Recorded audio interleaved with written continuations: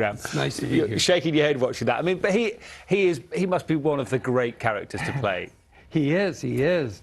I get to do comedy like that. That is a ridiculous scene where he's come into the courthouse with his own camera crew, pretending they're news crew, to make a commercial, you know, in the actual halls of the courts, and he gets away with it. And he gets into an argument with a rival and puts it in his commercial. And he's a fun character to play. A lot of fun. In Breaking Bad, he was so much fun, and he was really comic relief. And as I tell in my book, in Better Call Saul, then they go into the drama of his true life, sort of who he really is. And for those that don't know, Better Call Saul is like the prequel to Breaking Bad. And in Breaking Bad, you come in a little bit into the series, don't you? And at the time, it wasn't the huge success that it is now. Not at all. In fact, it was almost canceled the first 2 seasons.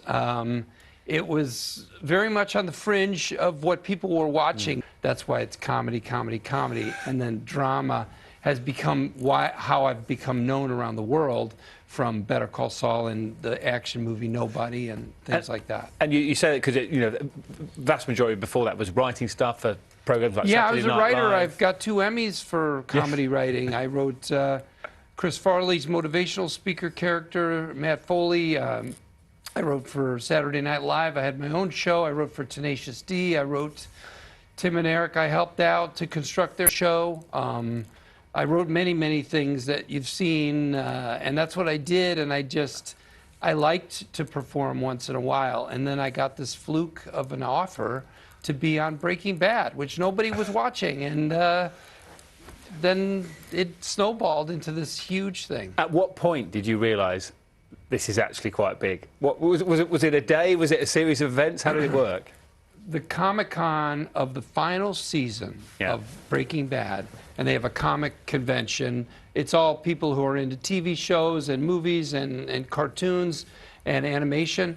And they had a big celebration for us at the finale season was just beginning, as our Better Call Saul finale season is going to start in about a month from now.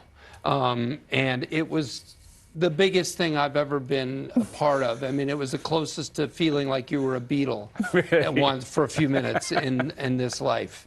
And we were being chased around the streets by crowds. Wherever you went, people would see you and run. And it was great fun. I just stuck with Aaron Paul, who played Jesse on the show. He's very recognizable and very beloved.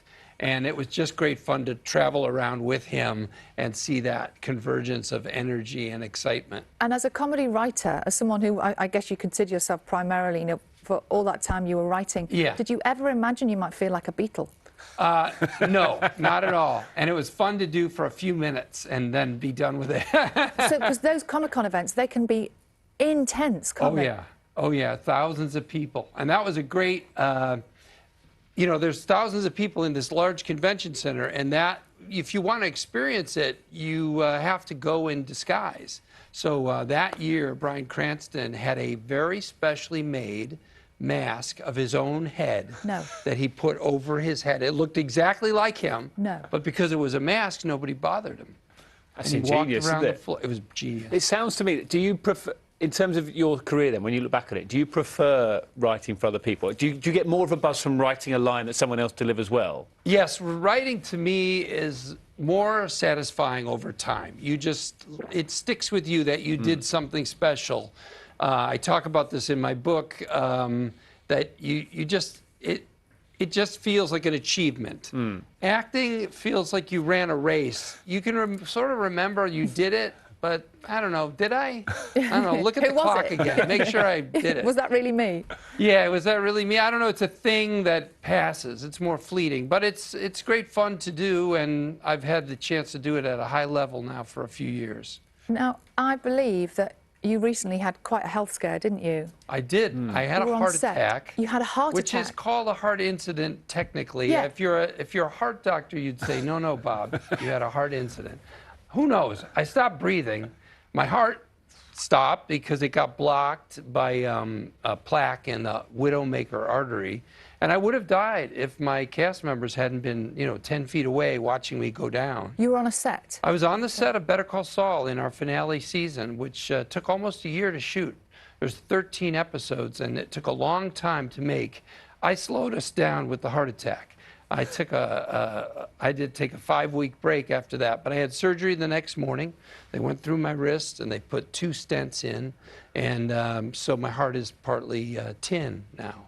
But I'm in good shape. That's incredible. And is it right that have you been told this, or do you think this yourself, that the fact that you were looking after yourself basically is the reason why you're sat here today? I did an action movie last year that a lot of people enjoyed called Nobody. And training for that movie, I trained for 2 years. I got in the best shape of my life. And that helped save my life from the heart attack, because some of the veins in your heart will get larger when you train hard. And so when they did CPR, that meant there was an avenue for the blood to go into my heart and keep it alive. And there's almost no scarring on my heart because of training hard.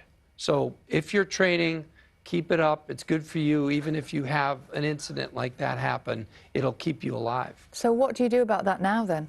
I train just as hard. I think there's going to be a sequel, so I got to be there for that. I'm going to be out there again in a few months, not too long, I think, making the sequel. I was going to ask you about that, because obviously Better Call Saul you finished filming it. The final series is going to be on, and then what's next for you other than the other film? I'm making a show with my friend David Cross. I did comedy for most of my career. That's why the book's called Comedy, Comedy, Comedy, Drama. I wanted to warn you. If you just want to read about Breaking Bad, you're only going to read the last 30 pages.